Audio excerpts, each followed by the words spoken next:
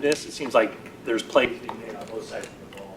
So does that kind of fuel the competition out there? Yeah, I thought today was probably it was as back and forth as any day's been. You know, sometimes you get more one-sided on who wins the day. And I thought defense started out real early. I'm getting the best of the offense, and the offense got a bunch of big plays towards the end. So it kind of balanced out there, and it was good to see that competition going back and forth. Any update on Tart? No, I know. You know, we know it's ribs type stuff, and they're going to look at it right now. Coach Crystal Rich, CBS 13, good day, Sacramento. When you see, good, how are you? Very good, thank you. When you see veterans who are new to this team like Brian Hoyer connecting with Pierre Garçon, and even the younger players on the offensive side of the ball, early on, what's your initial assessment of how this team is going to gel offensively come week one? It takes a lot of work. I mean, those guys have been doing a lot of work, not just around us, but on their own. It's hard to get the right play versus the right coverage. Then the receiver still has to beat the DB, and then it's just trying to complete that on air isn't always 100%. So there's a lot of factors that go into it. It's something you can't practice enough. I thought our percentages down the field today were pretty good, but it's not like that every day. I thought Brian threw the ball well today. The receivers got open, and even when they weren't, they still found a way a couple times to come down with the play. So it's something you just got to keep working at all year. Coach, 2 days into padded practice, what are your impressions of your defensive line's play? I think we got some talented guys. We've got a pretty deep group there. They come off the ball hard. They all have some length too. And when we do block them, it's very hard to throw over them. Tip balls are always an issue in the league, but we have some taller guys that I'm used to seeing inside during the pocket. Safeties by the end of practice. You have some players who have played both in the past. Any thought of Will Davis or your 7th round pick, Colbert?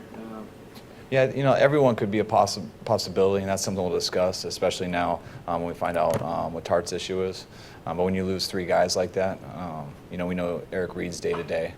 I'll find out about Jock. But, gave a couple other guys some opportunities like Lorenzo and Vinny, Chancellor James. But yeah, as those numbers start going, we need some more people in there just to get through camp. And whether you adjust a corner or whether you end up signing another guy, it really depends how long those guys are going to be out. James and Jerome, 2 undrafted guys, getting a lot of work early on. Have you been impressed with sort of their learning curve and how much they've been able to take on? I have. We were impressed with them on tape coming out of college. That's why we wanted them here. And then to get them, you don't really know what you got until you're around them. And when you're around guys who are pros and really study it and really pay attention in the meetings, even though they don't get all the reps, that if you're not a special type of guy who's not drafted and you're not studying in the film room all the time, when you get those few reps, it's tough to be on it. And those are guys who really work at it off the field. So when they get in, they take the most out of their opportunities, and it gives them a chance with our team. With Ruben making plays pretty much every day, do you get eager to bump him up? Is that something you consider, or do you have like a timeline of when you'd like to? Yeah, not really. I mean, we let that play out. I mean, it's he's had a few picks here. The one he got today, I was probably the most excited about because it was the same one he had yesterday, where it was a play action and he killed the fullback and went to tackle the back, and the wide receiver was wide open behind him, and he was still looking for a run. And he had the same play today, and he didn't fill up in the run, and he dropped back and got a pick. So it's just one play got beat on bad yesterday, and today we ran the same play at him, and he got an interception off of it. So that's what you want to see. If he's getting the interceptions all the time, then he's not defending the run also. So there's a fine line to that, and it's can he do both, and that takes time.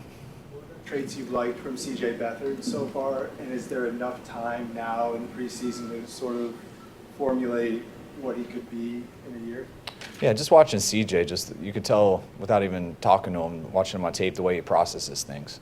He'll play in that pocket with a lot of people around him, and he can get through progression. He's a very quick thinker. He'll react and let it rip. He prepares very hard. He is very intelligent, but there's a knack that certain people have in the pocket where they don't sit there and just freeze, paralysis by analysis. And that's one thing we saw in CJ in college. And the more he gets comfortable with the offense and stuff, he's shown it already, but the more reps and stuff he gets, that's one of his huge strengths. What are you seeing out of wideout DeAndre Carter, who bounced around a bit before coming here? DeAndre is doing a good job. He works as hard as anyone in our building. When we were here in the off season, he was he'd go through everything with us, and then I'd see him randomly out on the field doing stuff on his own when we'd leave at night. He's a guy who during the off season, I think he was still substitute teaching sometimes. This guy, he grinds, he works. We liked him looking at his tape that he had at New England and I believe it was Baltimore in the preseasons. We got him in here in a workout, and right when we got here, and he was the best guy in the workout, and we added him to our group, and he's done some real good things. He can play all the positions, and look for him to make some plays in the preseason. Victor Bourne and Victor Bolden making that competition a little bit stiffer. Yeah, I'd say our whole group. We have some good competition in our group through all of our guys. I want to say we have 11 guys right now. I'm not exactly sure, but there's not one guy who doesn't deserve to be out there. They all have a chance. They all can compete, and I think they're all making each other better. Brian Poirier, as you mentioned, had a great day with the long ball. But as a starter, he seems to do well in the beginning and then sort of falter as games go on. What have you seen with him as he progresses as a starter? I played 1 year with Brian, and he had a lot of good games and he had some bad games. I think that's like every quarterback in this league, and you always try to look at yourself as a quarterback and why did you play bad in those games? And he does everything he can to get better.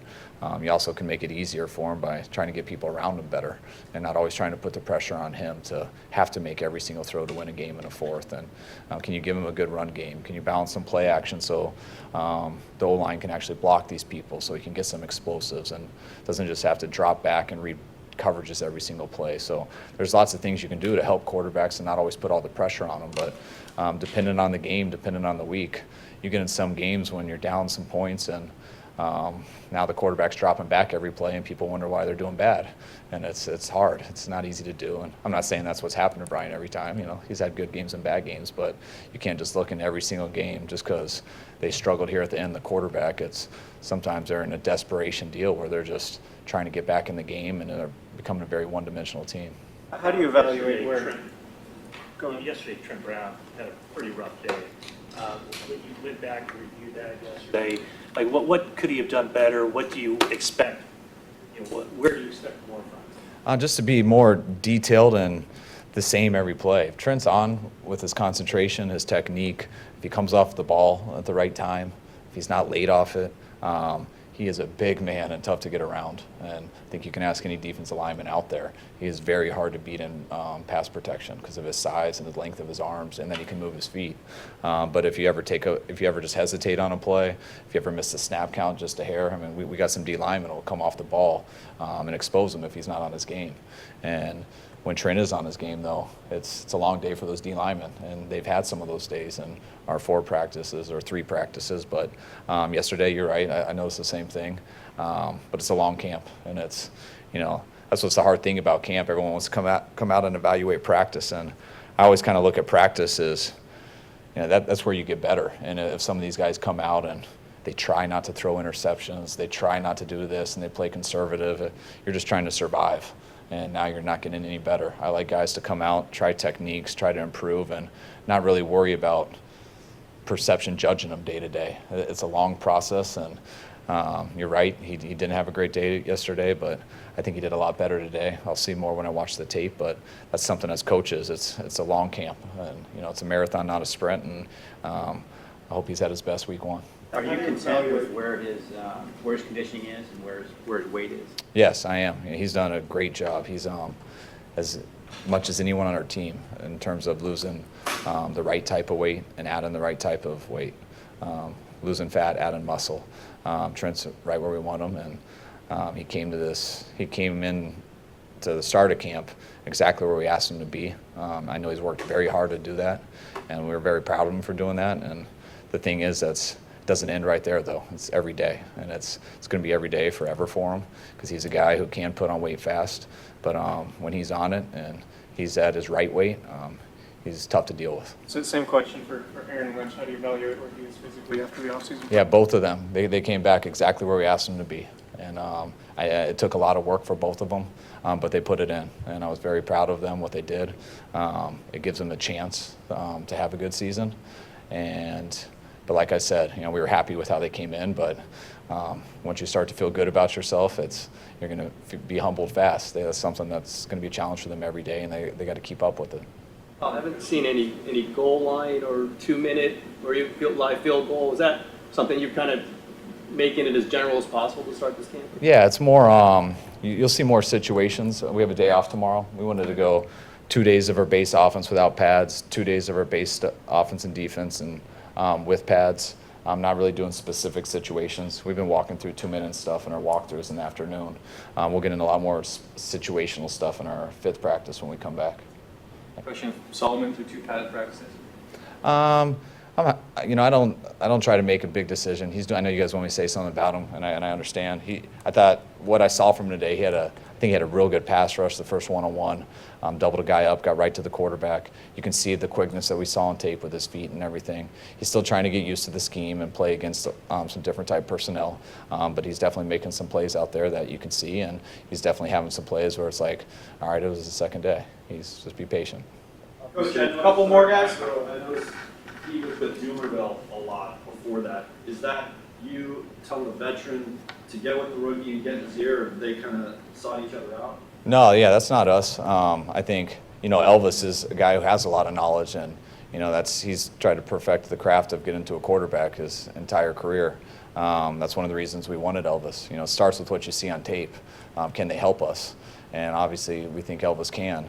But then you look at the type of guy he is, the way he's a pro, the way he goes about his business, and we wanted him even more because we knew he could help other guys. And Solomon's a smart, confident guy, and we don't tell him to go talk to Elvis, but I think Solomon's going to try to get as good as he can, and if he wants to do that, it's a great guy to talk to. Maybe it's just with us, but even at this stage in his career, Elvis seems to have, a little bit of some feistiness and a chip on his shoulder.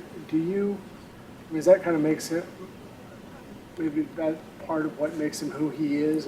Yeah, I think Elvis has had an edge his whole life, and you'd have to ask him more than me. I haven't been around him very long, but everyone's told Elvis, you're not tall enough, you're not this, you're not that, and all he's done is ball in college, he's balled in the NFL, he's done good in Denver, he's done good at Baltimore. He's battled through some injuries here over the last few years, but Elvis is a pro and believes himself, and he should. I think he's got a chip on his shoulder, which I think for anyone to be successful on all those different areas and to do it this long, there's got to be something besides just your ability. With the injuries to Gilbert Johnson, when any of those require surgery or season ender? Yeah, Gilbert, he did tear his ACL, so that's definitely going to need a surgery. Johnson, we're still trying to decide on that because there was some partial stuff in his hamstring. So there's a couple ways to go about it, which we haven't decided yet. But obviously with the ACL tear, that's we're gonna have to make a decision how we handle that. But he's definitely getting surgery for that. And BJ, we're still trying to decide.